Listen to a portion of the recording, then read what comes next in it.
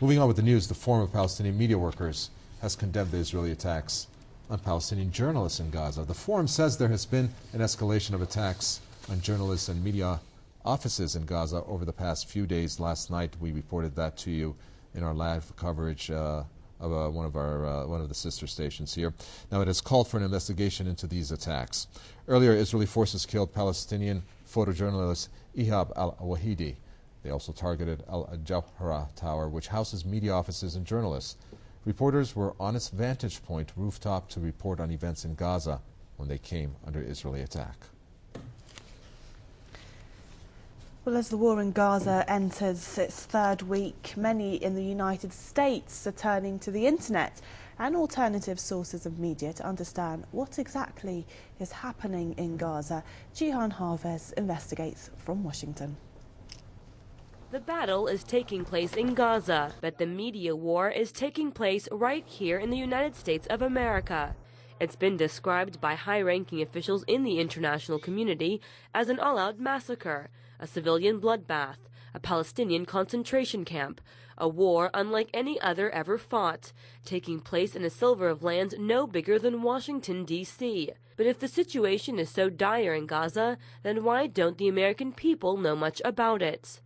In the news reporting is attempting to be balanced rather than striving for actual accuracy. So it's somehow equating a handful of tragic Israeli deaths in southern Israel with hundreds upon hundreds of deaths of people in Gaza. So I think that there's this bias of phony fairness. How do you think our media here in the States is covering the situation over in Gaza?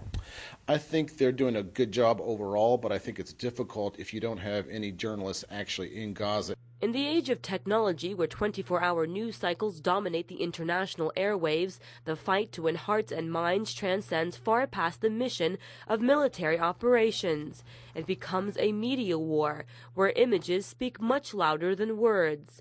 And when it comes to the mainstream media's coverage of Gaza, there are mixed opinions on the streets. How do you think the U.S. media is covering the war right now? Well, obviously very biased. It's one-sided. I think the coverage has been very limited. I think just reporting on how people feel about it, which is generally towards Israel, which is unfortunate. The media, probably as good as they can for any battle. I don't know much about it, so I guess the media isn't doing that great of a job. Analysts blame the bias in the mainstream media on the powerful PR campaigns launched and permanently in place by the pro-Israel lobby and organizations around the country.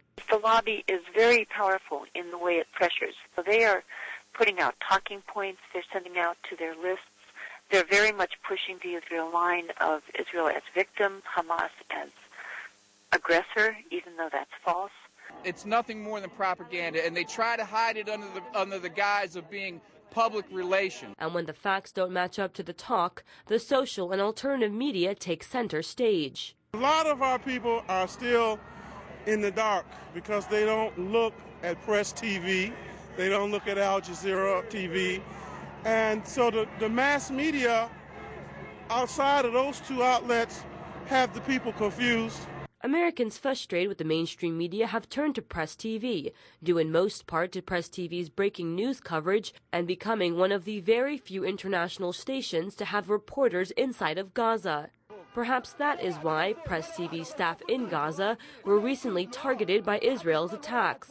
Staffers at some of the nation's top networks told Press TV, under conditions of anonymity, that what Israel is trying to do is keep the world from knowing what is really happening in Gaza, and the way to do that is to control what is being circulated on the national mainstream media networks. Jihan Harvez, Press TV, Washington.